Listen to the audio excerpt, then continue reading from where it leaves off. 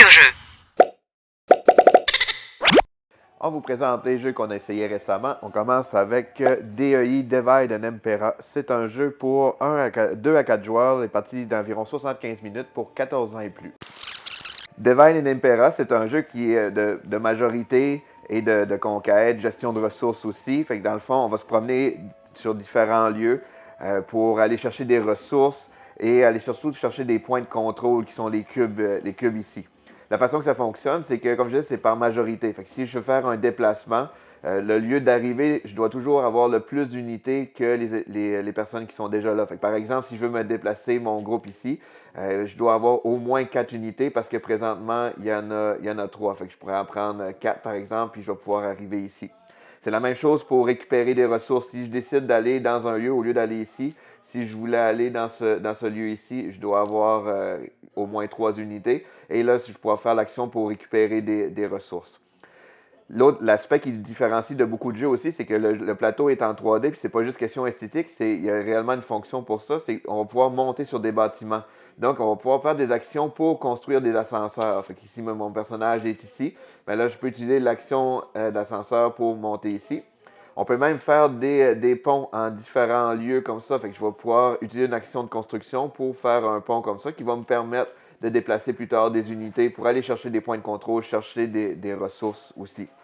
L'autre aspect du jeu qui est vraiment le fun, c'est qu'il y a des drones qui sont ici. Chaque joueur commence avec un drone différent, mais on va pouvoir acheter des cartes qui permettent de contrôler des drones à tout le monde. Fait que chaque drone a des fonctions qui permettent de soit ajouter des personnages dans différents lieux, soit récupérer des ressources. Et comme que tous les joueurs peuvent les utiliser, mais ça fait une dynamique vraiment intéressante sur le plateau. Quand un joueur est présent et majoritaire dans un lieu qui a un point de contrôle, mais il va gagner le cube qu'il va pouvoir mettre sur son plateau.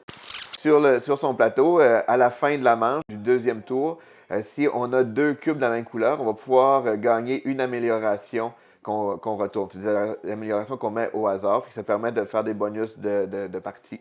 Et la façon que ça fonctionne pour faire les actions, c'est que dans nos mains, on va avoir des paquets de cartes.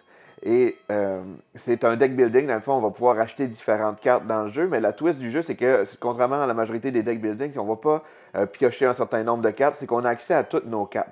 Fait qu'à chaque action, ce qu'on va faire, c'est qu'on va jouer deux cartes dans le fond. Fait que si c'est à mon tour, je vais jouer une carte ici, par exemple. Je vais pouvoir faire mon action de déplacement et une action pour récupérer une ressource.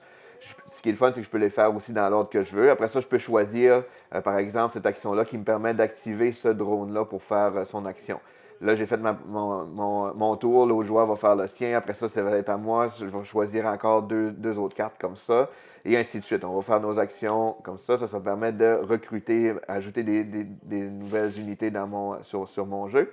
À la fin de cette phase-là, c'est que là, on va regarder si on a 2 cubes de la même couleur, mais ça va nous permettre d'activer un bonus. Et on va jouer comme ça, ainsi de suite, au fil des tours. La partie se termine après 4 tours. Si je veux acheter une carte au marché, c'est qu'on va jouer une carte, n'importe quelle carte, et la jouer face cachée.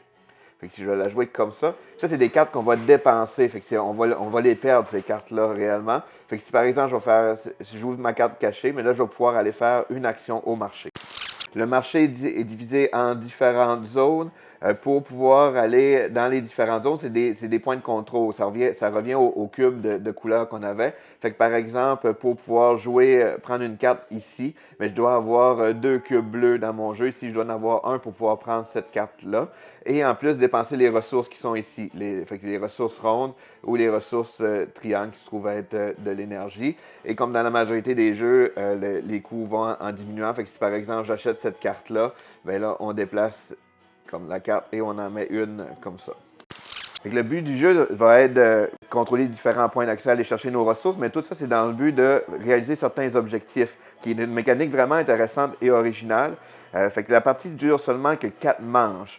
Puis à la fin de chaque manche, on va décider, on est obligé de réaliser un des objectifs qui va être ici. Fait que les objectifs, par exemple, vont être d'avoir, mettons comme par exemple ici, on aurait 2 points par ressource d'énergie, les ressources triangles comme celle-là. Et ici, on aurait 1 point par contrôle bleu et des choses comme ça. La twist qui est intéressante, c'est qu'à la fin de la partie, on choisit quelle qu'on réalise. On peut juste en réaliser une par colonne, dans le fond. Et si on les fait soit dans la colonne du triangle ou dans les colonnes plus tard, on fait les points qui sont dans la partie grise, qui donnent plus de points. Fait que si par exemple je suis rendu à la deuxième tour, au deuxième tour, là je peux choisir n'importe quel. Ici, je vais faire les points qui sont en haut. Fait comme si je reviens avec, mettons, l'énergie ici. Si je décide de le faire à ce moment-ci parce que j'ai beaucoup d'énergie, je vais faire mes 2 points ici. Je vais mettre mon point de contrôle pour dire j'ai fait ici. Fait que je ne peux plus en faire dans cette colonne-là. Comme je disais, c'est 4 manches. Ça veut dire que si j'ai fait d'avance, mais là plus tard, j'aurai pas le choix d'en faire une qui va être ici. Sauf qu'au lieu de faire le maximum de points qui est dans la partie claire, je vais devoir faire la partie ici qui va être plus foncée. Fait que Divide and Impera, c'est un jeu qui mélange super bien là, la majorité et la gestion de ressources. C'est pas un jeu qui a beaucoup de confrontation entre les joueurs, mais la tension est toujours là parce qu'il faut être majoritaire. Il y a des cartes qui vont permettre d'enlever, retirer des personnages des autres joueurs, mais comme je disais, c'est pas un jeu qui est axé sur la bataille, c'est vraiment sur le contrôle.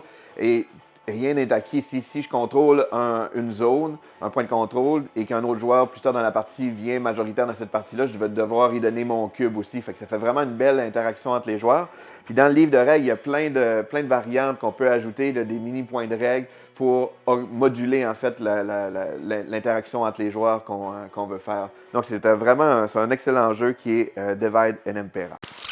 On a aussi essayé Kite, qui est un jeu pour 2 à 6 joueurs, les parties d'environ 10 minutes pour 10 ans et plus. Kite est un jeu de rapidité, d'observation, et c'est un jeu en équipe en temps réel. Les sabliers qui sont ici représentent des cerfs-volants, et le but du jeu, c'est de réussir à passer au travers de la pioche de cartes sans jamais qu'un cerf-volant tombe, donc qui manque de sable dans un des sabliers. La façon que ça fonctionne, c'est que les joueurs vont avoir dans leurs mains des cartes comme ça, avec des couleurs. Les couleurs représentent les sabliers. Puis à chacun notre tour, on va devoir jouer une carte qui va déterminer quel sablier qu'on va pouvoir prendre. Ceux qui ont 2 couleurs, mais il va falloir tourner les 2 sabliers. Ceux qui ont seulement qu'une couleur, dans le fond, c'est soit qu'on prend ce sablier de cette couleur-là ou qu'on décide de prendre le blanc à la place. Donc, comme je disais, la manière dont ça marche, il a choisi n'importe quelle carte, par exemple. Fait que dans ce cas-ci, je joue orange et bleu, donc je me dépêche à prendre orange et bleu comme ça. L'autre joueur va regarder ses cartes, il va regarder quel sablier qu'il veut faire, par exemple, il va prendre ceux-là. Fait que c'est important de garder tout le temps l'œil sur les sabliers pour pas qu'il manque de sable jamais. Fait que si le orange commence à être faible ou là, le rouge commence à être faible, le joueur pourrait se dépêcher à jouer le rouge comme ça pour le retourner. Et on joue comme ça, ainsi de suite, jusqu'à temps qu'on réussit à finaliser la pioche. Il y a aussi des cartes spéciales qu'on peut ajouter pour ajouter de la difficulté au jeu, qui va être ces cartes comme ci. L'avion, c'est fait tellement de bruit qu'on ne s'entend plus parler. Fait que donc, pendant que cette carte-là est active jusqu'à mon prochain tour, les joueurs n'ont plus le droit de communiquer ensemble. La carte ici entremêlée, c'est qu'on doit donner une carte à un autre joueur. Fait qu'on fait un échange de cartes. Et la carte orage, c'est qu'on doit retourner tous les sabliers au complet comme ça. Donc, Kite est un jeu très, très, très dynamique. Ça a l'air plus facile que ce l'est. On a eu beaucoup de plaisir. C'est un peu addictif. Là, on enfile beaucoup les parties parce qu'on veut réussir.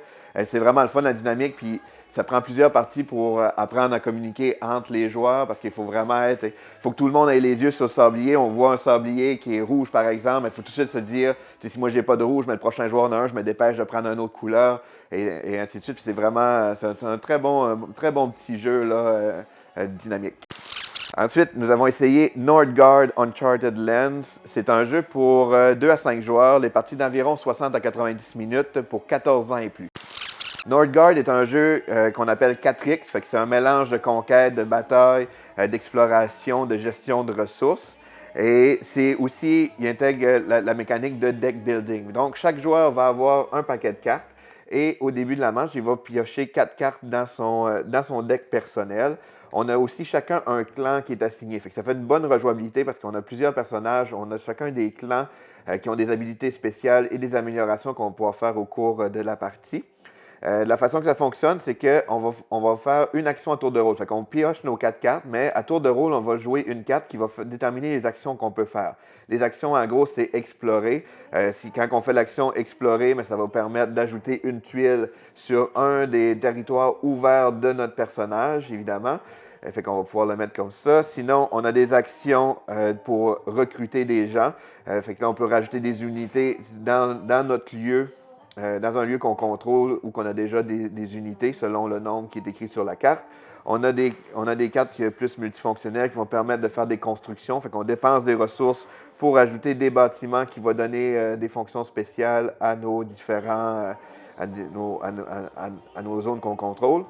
Fait qu'on va jouer nos actions à tour de rôle comme ça. À la fin quand tout le monde a décidé de passer, on va pouvoir en faire une phase récolte. Fait que tous les territoires qui ont des ressources, on peut gagner des runes, des fruits.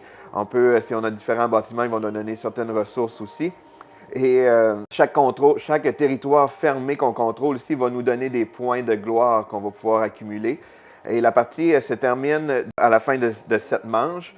C'est là qu'on va compter le nombre de gloires pour déterminer le gagnant. Ou si du moment qu'un joueur contrôle 3 bâtiments, les 3 gros bâtiments, c'est les bâtiments comme ça, dans des territoires fermés, bien, la partie se termine directement aussi.